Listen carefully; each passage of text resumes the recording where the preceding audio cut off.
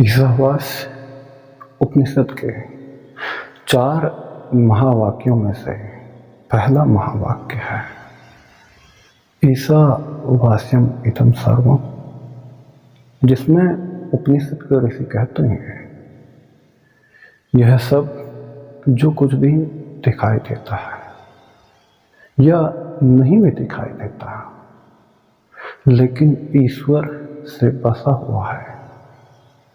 हम संसार में रहते हैं, संसार को ही देखते हैं, संसार से अतिरिक्त हमें कुछ नहीं दिखता।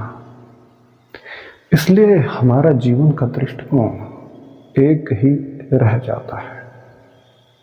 हम संसार के लिए और संसार हमारे लिए। उपनिषद कहता है कि तुम भ्रम में हो, भ्रांतियों में हो। यह ठीक है कि संसार तुम्हें दिखाई देता है, परंतु स्मरण रखो, याद रखो, इस दिखने वाले संसार के पीछे न दिखने वाला भी मौजूद है। क्योंकि अगर न दिखने वाला हो, क्योंकि अगर न दिखने वाला मौजूद न हो, तो जो दिखने वाला है वह भी नहीं दिख सकता। जो अप्रकट है इस संसार में, वही इस पूरे ब्रह्मांड में बसा हुआ है। संसार में जो कुछ भी दिखने वाला है, उसी को देखकर सत्य मानने वाले लोग ही भौतिकवादी कहलाते हैं। सामाजिक की परिभाषा देने लगते हैं। अलग अलग समाजों की परिभाषाओं से खुद को वैज्ञानिक कहते हैं, या फिर समाज उनको वैज्ञानिक कहता है। प्रकृतिवादी वो कहलाते हैं, नास्तिक कहलाते हैं और मानवतावादी कहलाते हैं।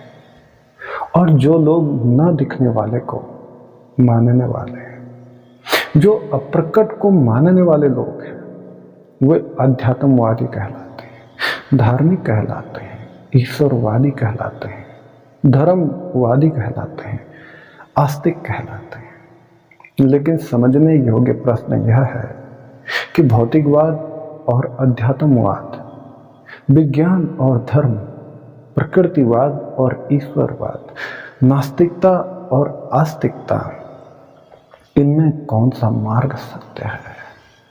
उपनिषद की पहली घोषणा यह है कि प्रकृति जो हमें दिखाई देती है, यह अंतिम सत्य नहीं हो सकती, क्योंकि वह जड़ है। जड़ हमेशा साधन होती है, भोग्य होती है, भोगने योग्य होती है, किसी प्राण के इस्तेमाल के लिए होती है।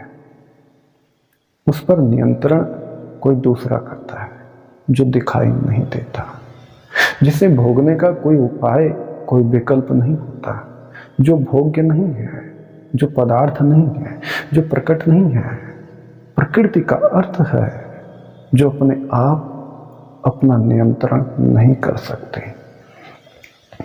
अपने आप नहीं चल सकते। और इसी सिलसिले में उपनिषद की दूसरी घोषणा यह है कि प्रकृति का नियंत्रण कोई चेतन शक्ति करती है, ऐसी शक्ति जो स्वयं जड़ नहीं है, परंतु जड़ का संचालन करती है। उसी को उपनिषद ने ईश कहा है, ईशा कहा है, चेतन कहा, सामर्थ्यवान शक्ति कहा। लेकिन वह चेतन शक्ति है जिसे समझना इतना आसान नहीं होगा। जो वो चेतन शक्ति है, वो जड़ प्रकृति का नियंत्रण और संचालन कर सकती है। अब साधारण रूप से प्रश्न हो सकता है कि वह चेतन शक्ति कहाँ है, वो परमात्मा कहाँ है? संसार के सेमेटिक धर्म, यहूदी धर्म, ईसाई धर्म और इस्लाम धर्म कहते हैं कि वह परमात्मा 7वें आसमान में रहता है। वहां से इस संसार पर शासन करता है। ईसाइयों का कहना है कि ईसा मसीह भी परमात्मा की गोद में सातवें आसमान से उतरे और इस धरती पर जन्म लेकर मरने के बाद फिर इस संसार के लोगों को अपने भाग्य पर छोड़कर ऊपर के लोक में चले गए, परमात्मा के दाहिने हाथ पर चले गए। मोहम्मद की आयतें भी ऊपर से ही उतरती रही परमात्मा से, लेकिन उपनिषद का कहना है कि परमात्मा ऊपर के किसी लोक में नहीं रहता, कोई सातवें आसमान पर नहीं रहता, वह सब जगह है। जगत के कण कण में, अणु अणु में उसका वास है, परमाणु परमाणु में उसका वास है। परमात्मा कोई व्यक्ति विशेष नहीं है, परमात्मा शक्ति विशेष है। ऊपर नीचे का प्रश्न तभी बनता है, स्वर्ग नरक का विचार तभी बनता है जब वह कोई व्यक्ति विशेष हो, जब वह शक्ति न होकर व्यक्ति हो, मनुष्य हो, जिसके रहने विचरने इत्यादि भ्रमण के लिए किसी जगह या फिर स्थान की जरूरत हो। इस संबंध में मुसलमान, ईसाई और यहूदियों की बुद्धि थोड़ा कम काम करती है, क्योंकि उनका मानना है कि परमात्मा कहीं ऊपर सातवें आसमान पर बैठा है, जो किसी नासमझी से ज्यादा मालूम नहीं पड़ता, जो सब जगह मौजूद है। उसके लिए किसी खास जगह विशेष की जरूरत नहीं पड़ेगी और न कभी पड़ सकती है। उसके रहने के लिए कोई विशेष स्थान की जरूरत न पड़ेगी। दूसरा प्रश्न यह उठता है कि वह दिखते कैसे हैं, वो दिखाई कैसे देता है, उसे माने तो कैसे माने। अब इसे थोड़ा समझ लें। किसी वस्तु के न दिखने के दो कारण हो सकते हैं, या तो वह इतनी ज्यादा दूर हो कि दिख नहीं सकती हो, या फिर इतनी ज्यादा करीब हो, पास हो कि करीब होकर भी वो ना दिखे, इतने समीप होकर, पास में होकर भी ना दिख सके। सेमिटिक धर्म के लोग कह सकते हैं क्योंकि ईश्वर सातवें आसमान में रहता है, इसलिए अत्यधिक दूर होने के कारण दिखाई नहीं पड़ता। अगर ऐसा होता है तो फिर दूर होने के कारण न दिखने पर उसका भौतिक शरीर मानना पड़ता है, और मानना ही पड़ेगा। और अगर ऐसा है तो फिर उसके सर्वव्यापक होने में शंका खड़ी हो जाती है। यह तर्क भचकाना है। ईसाई, मुसलमान और यहूदियों के तर्क बड़े छोटे हैं, बच्चों वाले, नासमझे वाले, क्योंकि यह तर्क शंका पैदा कर देता है। उपनिषद के ऋषि का कहना है कि वह हर जगह मौजूद है, प्रकट होकर भी अप्रकट है, प्रत्यक्ष होकर भी अप्रत्यक्ष है, इसलिए वह दिखाई नहीं सकता, दिखाई नहीं दे सकता। उसे उपलब्ध हुआ जा सकता है, उसका बोधी हुआ जा सकता है। संसार में वही वस्तु दिखाई दे सकती है जो सब जगह मौजूद ना हो, जो अप्रत्यक्ष और प्रत्यक्ष रूप से विद्यमान न हो, जो प्रकट और अप्रकट रूप से विद्यमान न हो, वह तो ईशावास्यम इदम सर्वम सब जगह मौजूद है, जिसमें समस्त ब्रह्मांड मौजूद हो, अणु अणु में, और जहां अणु नहीं वहां भी वो मौजूद है। फिर दिखे कैसे? देखने के लिए फासला चाहिए।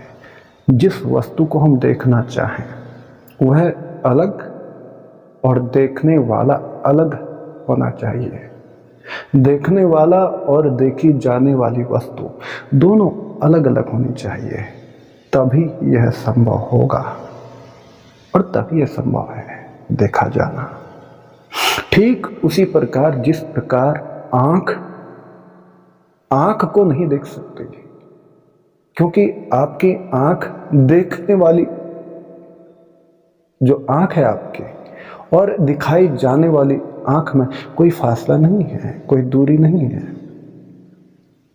लेकिन आप अपनी आँख को दर्पण में देख सकते हैं, शीशे में देख सकते हैं, क्योंकि दर्पण में देखने वाली आपकी आँख और उसे देखने वाली आपकी आँख जो है, उस आँख में फासला है, फासला पैदा हो जाता है, दूरी पैदा हो जाती है, दूरी है। जब परमात्मा में और आप में कोई फासला ही नहीं, कोई दूरी नहीं है, तब वह दिखाई कैसे दे, तो वह दिखेगा कैसे? इसलिए परमात्मा आपको कहीं दिखता नहीं है, आप उसे खोज नहीं सकते, आप उसे ढूंढ नहीं सकते, आप उसे तलाश नहीं सकते, आप उसकी खोजबीन नहीं कर सकते, उसे देखा भी नहीं जा सकता। वह कोई वस्तु नहीं है, कोई पदार्थ नहीं है। तो फिर क्या तर्क से, युक्ति से उसे सिद्ध करोगे? किस तर्क से आप परमात्मा को साबित करोगे? इसे थोड़ा समझ लें। युक्ति से, तर्क से परमात्मा को सिद्ध किया जा सकता है, परंतु युक्ति दोधारी तलवार है, तर्क दोधारी तलवार है, जो सिद्ध करने वाले और जिसके सामने सिद्ध किया जा रहा हो, उन दोनों को काट डालेगी। मगर युक्ति से, तर्क से परमात्मा को सिद्ध किया जा सकता है, लेकिन युक्ति से और तर्क से परमात्मा को असिद्ध भी किया जा सकता है।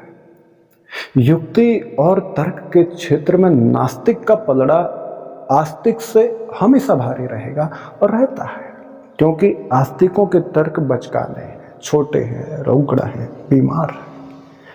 आस्तिक की परमात्मा को सिद्ध करने का सबसे बड़ा तर्क यह है कि सृष्टि को किसी ने बनाया होगा, यह अपने आप नहीं बन सकती।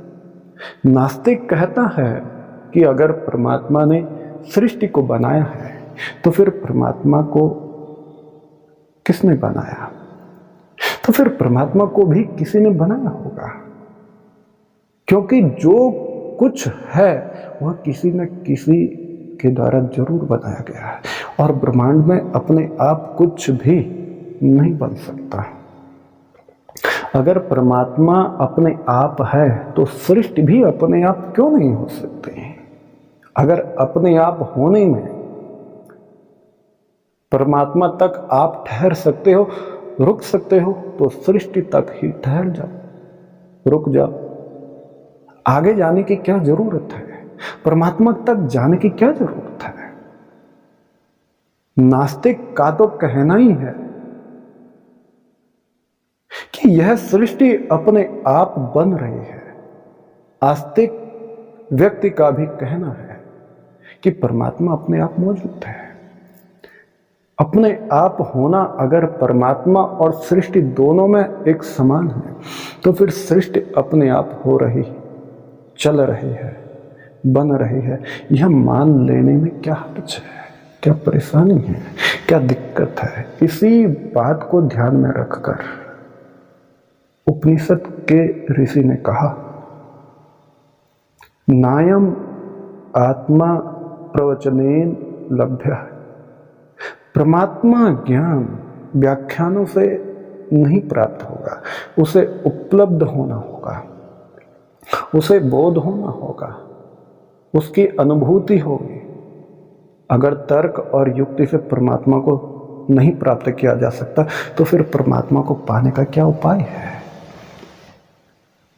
उपनिषद के जिन आत्मबोधियों में, ऋषियों ने परमात्मा के विषय में कुछ कहा, उनका कहना रहा है कि परमात्मा को प्रत्यक्ष साक्षात्कार नहीं किया जा सकता और न कभी उसका होगा। परमात्मा का अनुभव होता है, अनुभूति होता है, उसका बोध होता है, उसे कभी देखा नहीं जा सकता और न कभी परमात्मा को तर्क और युक्ति से सिद्ध किया जा सकता है। आपके तर्क और युक्तियां आपके अनुभव और अनुभूति के बाद काम आ सकती हैं।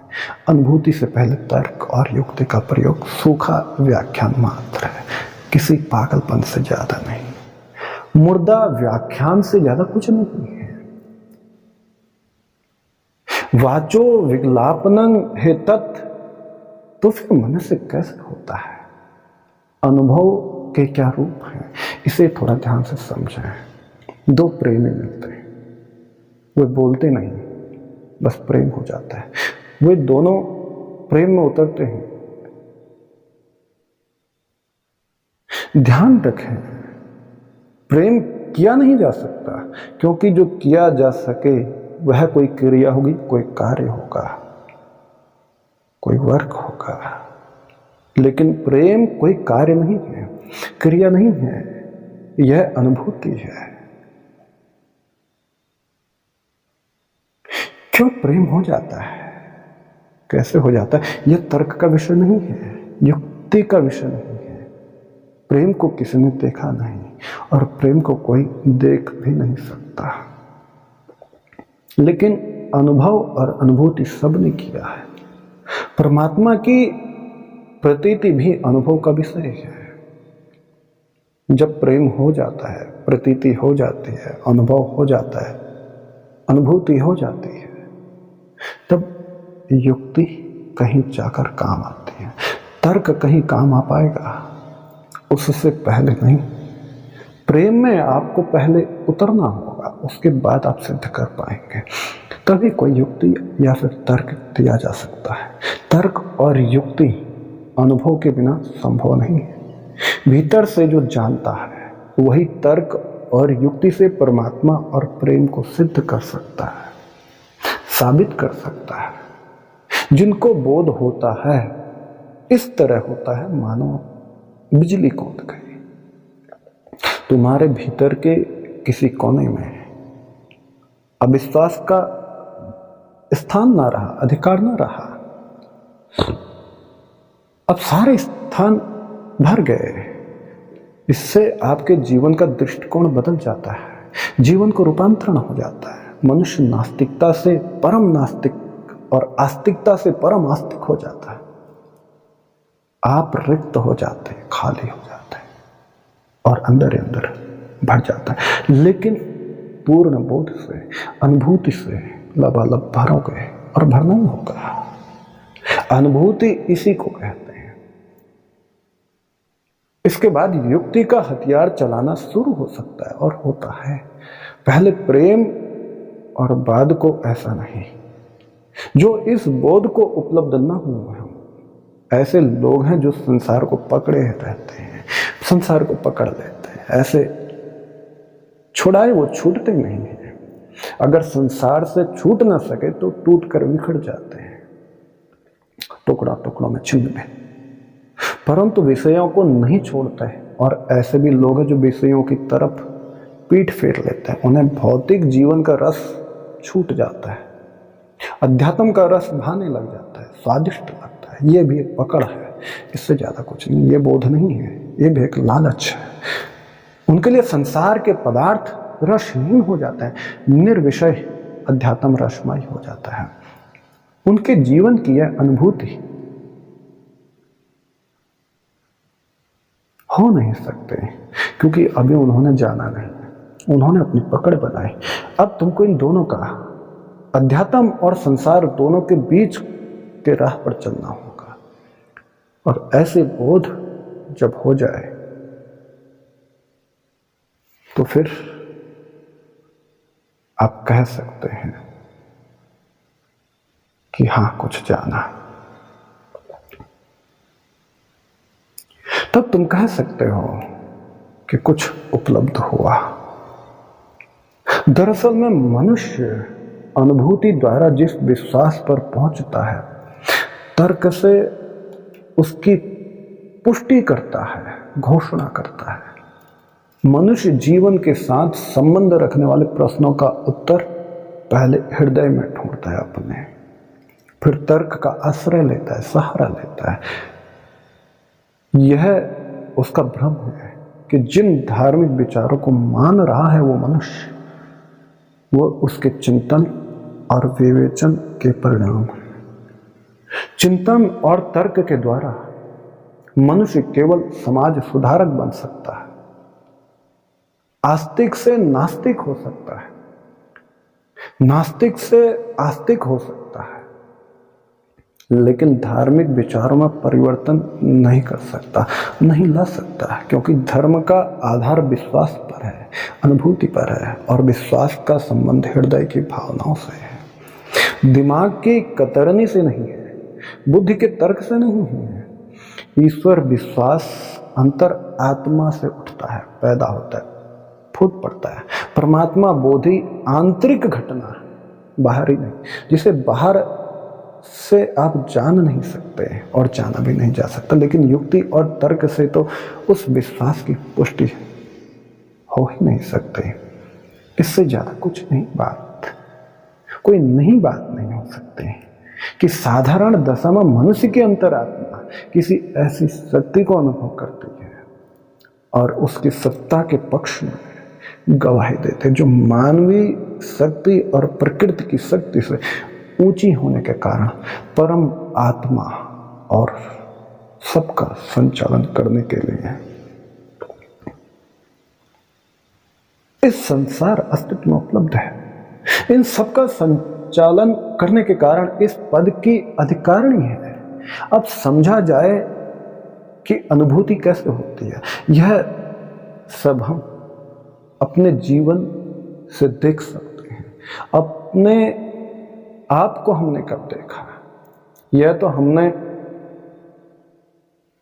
कई बार कोशिशें की कि हम अपने आप को देखें, लेकिन हम कभी अपने आप को नहीं देखते।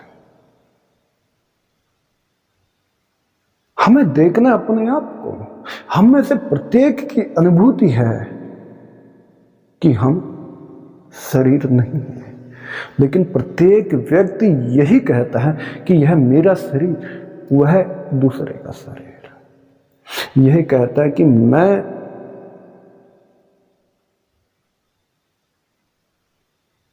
और यही कहता है कि तू, और कभी यह नहीं कहेगा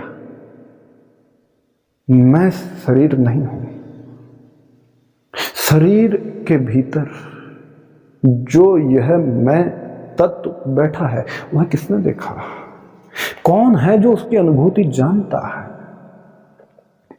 इसी प्रकार बिना देखे, बिना छुए, बिना सुने, बिना स्पर्श किए, बिना सुने, जिनको संसार में चेतन शक्ति की अनुभूति होती है, वे सभी लोग बुद्ध बन जाते हैं, शंकर बन जाते हैं, कृष्ण बन जाते हैं और अध्यात्म में प्रवेश करते हैं। जिनको नहीं होते उन्हें सिर्फ यह दुनिया दिखती है, जिसे वो सत्य और असत्य मान बैठे हैं, और वे लोग दुनिया के सीमाओं तक ही सीमित रह जाते हैं। अब प्रश्न हो सकता है आध्यात्मिकता का, आस्तिकता का कोई क्रियात्मक पहलू भी है। आस्तिक और नास्तिक व्यक्ति के जीवन की अलग अलग समस्याएं हो सकती हैं। आस्तिक और नास्तिक व्यक्ति में जीवन की समस्याओं को हल करने के विषय में बहुत बड़ा अंतर भी है। नास्तिक व्यक्ति संसार को निजी स्वार्थ की दृष्टि से देखता है।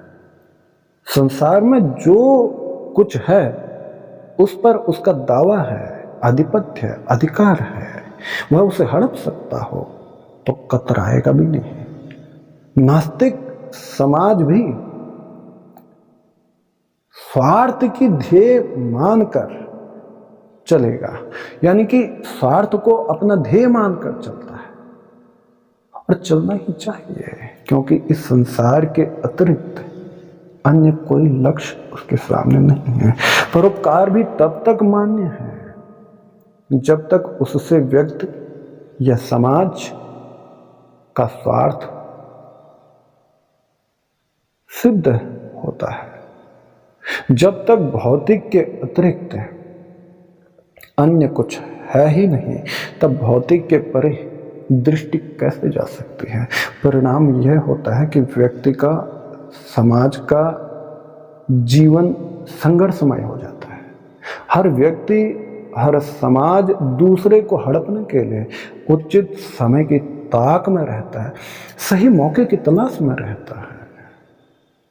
भौतिकवादी व्यक्तियों और हमारे समाज में यही कुछ हो रहा है जो नास्तिकता का अंशगामी परिणाम है। नास्तिक कहता है कि धर्म अफीम के समान है, जो व्यक्ति और समाज को संघर्ष, लड़ाई झगड़े और स्वार्थ के लिए छीना झपटी के स्थान में शांति का पाठ सिखलाता है। इसमें कोई हर्ज नहीं है। ऐसा अक्सर दुनिया के तमाम धार्मिक स्थानों में तुम्हें देखने को मिलता भी होगा, तुम देखते भी होंगे, तुम देखते भी हो, लेकिन तुम्हारी बुद्धि कभी काम नहीं करेगी। तुम जानने की कोशिश ना करोगे कि इसके अंदर की सच्चाई क्या है। तुम बाहर बाहर ही देखते हो क्योंकि तुम अंधे हो। प्रश्नों का प्रश्न तो यह है कि व्यक्ति और समाज शांति की तलाश में है या फिर लड़ झगड़ कर मर मिटने की तलाश में है। नास्तिकता से मनुष्य के हाथ में क्या बचता है?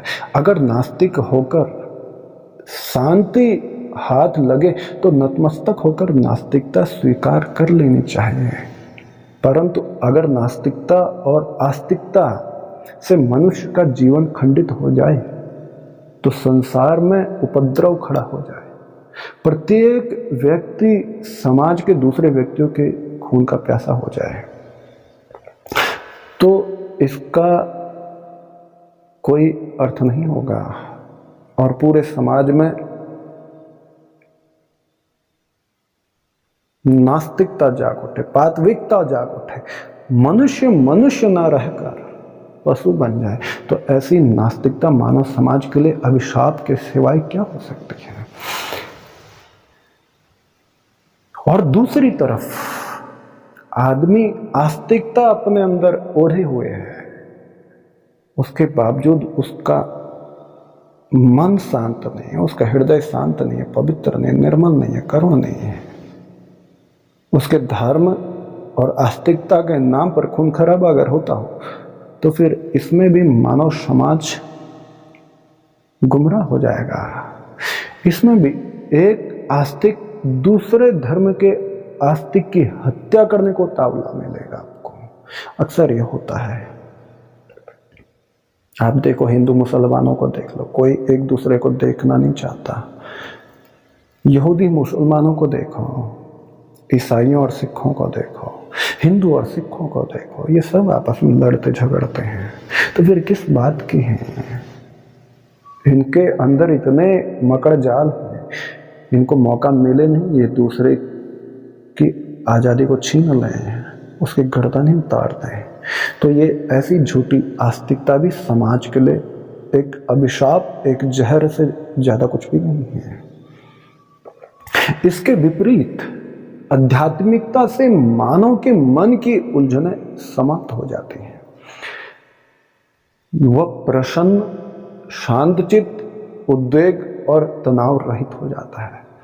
अगर इनमें चुनना ही हो तो मनुष्य नास्तिकता और आस्तिकता के नाम पर के जो दो पागलपन हैं, इनको क्यों चुनेगा? जब उसने अशांति के सिवाय उसके जीवन में कुछ हाथ नहीं लगेगा तो फिर वो आस्तिक और नास्तिक बनकर करेगा क्या? इसलिए शांत और मौन को उपलब्ध होना चाहिए, तो ही वो आध्यात्मिकता को जान पाएगा, शून्य को जान पाएगा, विद्युत को जान पाएगा, परमात्मा को जान पाएगा। यही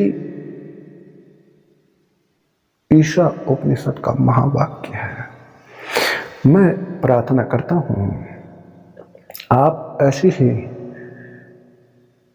परम मौन, शांति और परमात्मा को उपलब्ध हों, जिससे आप अपने जीवन को प्रेममय, अमृतमय बना सकें।